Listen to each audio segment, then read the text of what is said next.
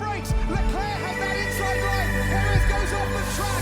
Comes the chicane. Off goes Leclerc. Through goes Hamilton. Unbelievable stuff.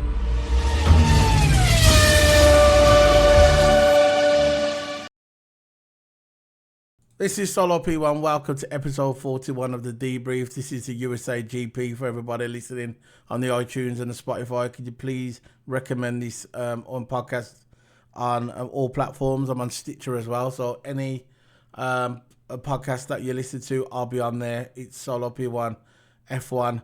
But we're going to be changing it to the Debrief very, very soon. But for anybody on YouTube, can you please hit that subscribe button and recommend this video to your friends as well. So this is all about the USA Grand Prix. I'm going to bring in my co-accused, my partner in crime. He is TOTO Anna.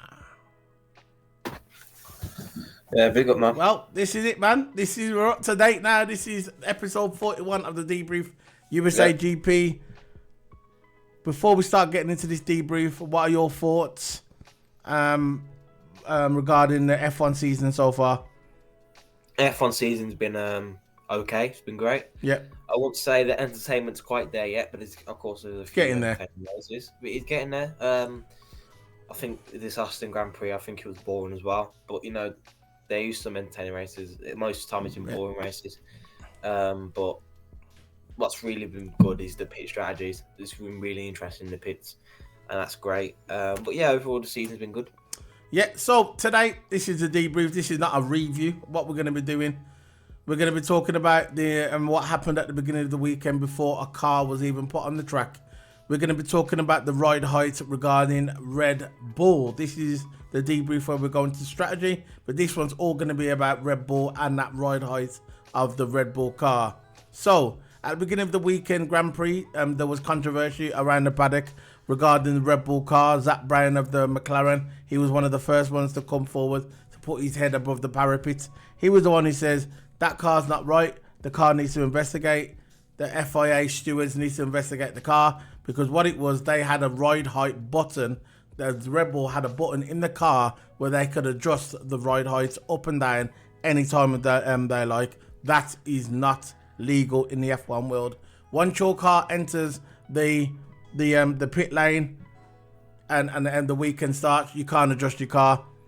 They started to tinker with the car over the 4 weeks we've had off, and there's big controversies. A lot of big teams putting their head forward saying, you know what, they need to investigate it. So what were your thoughts on that regarding that button inside the car? Yeah. Park firm, mate. That's the one. You shouldn't be in park firm, mate. Go. I thought straight away DAS system. Yeah. I had a flashback to the DAS system. Yeah. Because they were quick to take that off us. Really, really. Yeah, off Mercedes, yeah. Off Mercedes. So, yeah, I was thinking, why not the same for Red Bull? I know, look, we do not know what Red Bull has under that car. That's the only first thing we do. We know they got a button there. What can adjust the ride height? They got that ride height thing in their car, and they say they only adjust it while standing like in the garage or before pot fame or whatever. Once, right? Yeah. What it is the tricky what it was, right, with that system is the button really, or the device was supposed to be underneath the car. The driver not supposed to have it there next to where they can adjust it, because what's stopping Max Verstappen from coming into the pits and adjusting it while he's coming to the pits? And then when the race finishes, he can always press the button, then he drops back down again. What's stopping him from doing that? Now Red Bull are saying that they would never do that. So what happened is the stewards came along live on TV while Ted Kravitz was there. He was there watching it, and they started investigating it, looking into the car. Then they started sealing it. Basically, when they say sealing it, they're sealing it where they can't touch it again. Now, Christian Horner's putting his head and saying, he's coming out and saying there's nothing wrong with the car. He's not really going to come out and say the car's dodgy, is it? We know how he is. But he said that there's nothing wrong with the car. But for me, it's suspicious because Zach Brown's not happy with it. The rivals are not happy with it. I think there's something wrong with the car myself. I don't trust Red Bull. I know how Red Bull and the FIA and the stewards go hand in hand. Max Verstappen's supposed to get a penalty. Nothing happens. Other drivers get penalties for the same thing Max Verstappen does. They get penalties. We know how it is. When it comes to an investigation, we know Red Bull get off of it. So, get you know what I mean, the stewards always let him off. So I don't really care about that situation.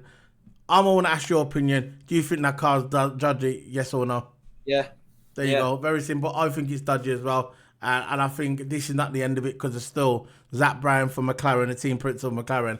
He's still not happy with it. And he said he wants more in-depth investigation. And I don't blame him because at the end of the day, it's just weird how when we have that summer break, the break that we just had, obviously it's not like the summer break. We know when the summer break comes, they can't go into the garage and mess with the cars. This wasn't a summer break. This was just a break. So they got 4 weeks to figure out how to cheat, to try and win the World Championship because they know that Lando Norris was gaining them. So enough of all that, what we're talking about now regarding the car.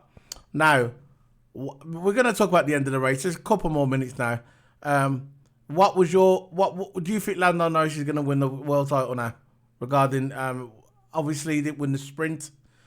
He didn't win the race. Charles Leclerc did. I don't know what are you saying about Lando Norris now. It's going to be tight. Yeah, it's going to be really, really tight. At this point, Lando should have won the sprint race. Yeah.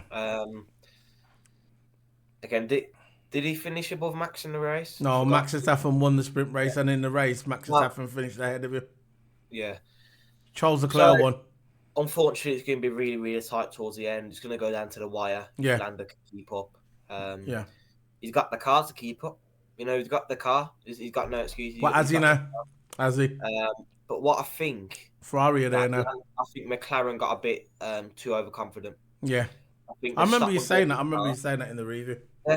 They stop upgrading the car, in my opinion. Yeah. I think they're thinking, we'll be all right. Red Bull was in the car because you can still go in the garage in the summer break. It's not like a typical break where the garages are closed and sealed. Nah. This is what I thought straight away. Well, when we had this 4-week break, I said there's going to be some dodginess going around here. Yeah, I know. And Red Bull all of a sudden improved. Yeah. A team that was midfield. Yeah. Midfield. Nah, they wouldn't go that far. I wouldn't say midfield. I'd say near midfield. They were fourth. They were near it, yeah. Near it. Yeah. But all of a sudden, they're going from the fourth fastest team to maybe second or first fastest team. Yeah. I think Ferrari's up there as well, but Red Bull's now a top 2 fastest team. Yeah.